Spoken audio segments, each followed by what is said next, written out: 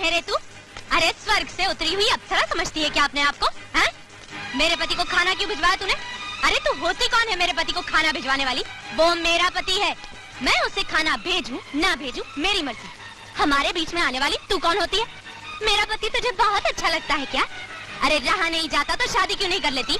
पराये मर्दों पर नजरें क्यों डालती फिरती है? हैं? तुम दोनों में से जाया कौन है? हाँ? बोलती क्यों नहीं? कौन है जाया? क्यों री चश्मिश, तूने मेरे पति को बिरयानी क्यों भिजवाई? हाँ? किससे पूछकर भिजवाई? बोलती क्यों नहीं? बोल। जी वो जया नहीं इसलिए। छिपकली, बीच में बोली ना तो दूंगी खींच कर।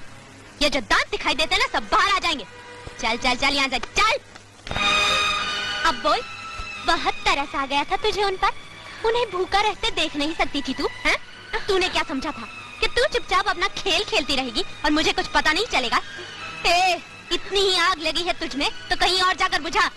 आज के बाद मेरे पति की तरफ आंख उठाकर देखा ना तो तेरी आंखें और तेरा चश्मा दोनों फोड़ के रख दूंगी, समझी? अगर तू ये समझती है कि मैं अनपढ़ हूँ और तू अपनी गिटर पिटर से मेरे पति को लुभा लेगी तो तू गलत समझती है, क्योंकि दूसरी बातों में मैं तुझसे बहुत आगे हूँ। सरस्वती, गुस्से में इंसान अपने काबू में नहीं रहता। तुमने ये बात साबित कर दी। अरे इतना लंबा चौड़ा भाषण सुना दिया बेचारी को, ये जानने की कोशिश भी नहीं की कि उसकी गलती क्या है। अरे जानती भी हो कितना अच्छा दिल पाया है उसने। हाँ हाँ, आप तो तरफदारी करेंगी ही उसकी, आखिर किराएदार है आपकी और मैं कौन हूँ? एक पड़ोस वाली बस। सरस्वती हद से ज्यादा। अब आपके बारे में मैं समझ चुकी हूँ। उस दिन आपने मेरे गले में ये चेन इसलिए डाली थी ना कि वक्त आने पर मुझे बुरा भला कह सके। ये लीजिए आपकी चेन। सरस्वती, तुम एक गलती और कर रही हो। हाँ, मैं गलती कर रही हूँ और वो आपकी चश्मिश, वो तो बहुत बड़े पुण्य का काम कर रही है ना। अपने बड़े बड़े डोरे मेरे पति पर डाल रही है। आज वो मेरे पति के साथ कर रही है, कल वो आपके पति के साथ भी कर सकती है। मगर आपके पति की तो उम्र हो चुकी है, इसलिए आपको तो कोई चिंता नहीं। मगर मेरे पति तो अभी जवान है, खूबसूरत है और ऊपर से भोले भी है। उन्हें तो दुनिया की बुरी नजरों से बचाना पड़ेगा ना मुझे।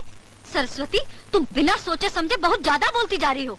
रहने दीजिए भाभी, मैंने भी आपकी बहुत इज्जत कर ली। आज के बाद आपकी शक्ल नहीं देखूंगी। ठहरो, जब जा ही रही हो तो ये चेन जिसकी है उसे वापस करती जाओ। क्या मतलब है आपका?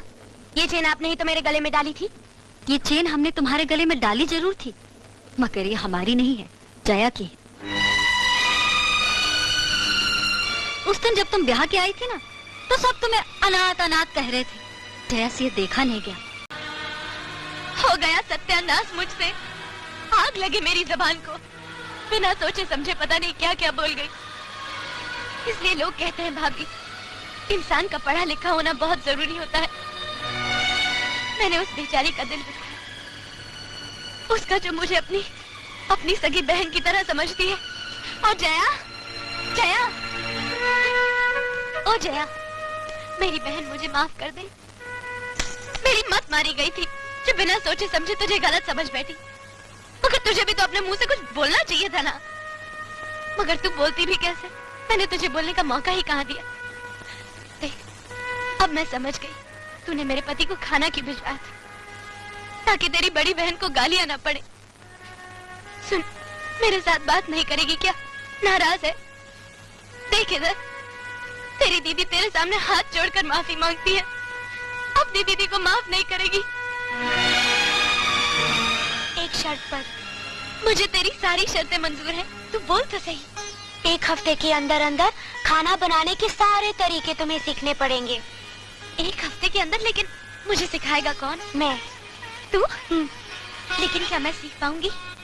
वो सब तो मुझ पर छोड़ दो। नहीं सीख सकोगी? हाँ? तो जीजा जी को खाना भिजवा कर अपना बना लूंगी। मंजूर? मंजूर।